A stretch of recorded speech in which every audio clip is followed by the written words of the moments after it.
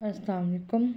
علامت وقف میں ہی آج ہم اس کا پارٹ بی بنا رہے ہیں، یعنی کہ جہاں جہاں ایک تو علامات وہ ہوتی ہیں جہاں پہ وقف کرنا چاہیے، اور کچھ علامات ایسی ہوتی ہیں جہاں پہ رکنا منع کیا گیا ہے یا وہاں پہ نہیں رکنا چاہیے۔ تو آئیے آج ہم ان کے بارے میں پڑھیں گے جہاں پہ ہمیں وقف نہیں کرنا چاہیے یا بہتر نہیں ہوتا وقف کرنا۔ جی، جہاں ہمیں وقف نہیں کرنا چاہیے وہ ہے لام الف لا۔ آیت کے درمیان میں ہو تو نہ رکیں، اگر وقف کیا تو پیچھے سے الفاظ ملا کر پڑھیں، یعنی کہ آیت کے درمیان میں آ جائے تو وقف نہیں کرنا۔ لا کے مطلب ہوتے نہیں، تو آیت کے درمیان میں آئے تو نہیں رکنا، وقف نہیں کرنا۔ مگر اگر سانس آپ کا آگے نہیں جا رہا، یعنی آپ اس کو کمپلیٹ نہیں کر سک رہے اور وہاں آ کے آپ کا سانس رک جاتا ہے، ٹوٹ جاتا ہے، آپ تھک جاتے، تو پھر آپ ایک طریقہ یہ ہے کہ جو آپ پیچھے سے کچھ الفاظ دوبارہ سے رپیٹ کر کے ملا کر لائیں اور اس کو کمپلیٹ کر لیں۔ اچھا جی، یہاں پر یہ میں آپ کو ایکسپلین نیکسٹ ویڈیوز میں کروں گی کہ اس کو پھر کیسے پڑھا جاتا ہے۔ آیت کا نشان کے اوپر لام الف لا، یعنی جہاں آیت کمپلیٹ ہو رہی ہے، مکمل ہو رہی ہے، وہاں پر بھی کافی جگہوں پر قرآن میں بارہا جگہوں پر یہ لام الف لا لکھا ہوتا ہے۔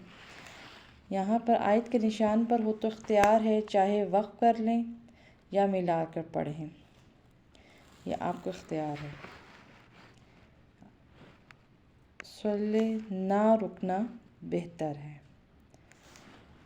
زا اوف صاد، بہتر ہے کہ نہ رکیں، اور اگر وقف کیا تو پیچھے سے الفاظ ملا کر پڑھنے کی ضرورت تھی، یعنی اس میں بہتر ہے کہ آپ نہ رکیں، مگر اگر وقف کر لیا تو اس میں آپ کو پیچھے سے جیسے لام الف لا میں پیچھے سے پلٹ کر لانا لازمی ہے، اس میں لازمی نہیں ہے، یعنی وقف ہو جائے گا اور پیچھے سے ملا کر پڑھنے کی ضرورت نہیں۔ سول نہ رکنا بہتر ہے، لیکن اگر وقف کیا تو کوئی حرج نہیں، یعنی کہ کوئی مضائقہ نہیں، آپ وقف بھی کر سکتے اگر آپ کو ضرورت پڑ جائے۔ قف، یعنی وقف کرنا یا ملا کر پڑھنا دونوں جائز ہیں۔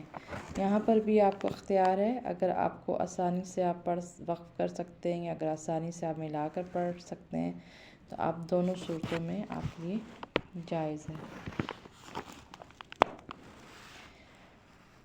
تو آپ کو یہ سمجھ میں اچھے سے آ گیا ہوگا۔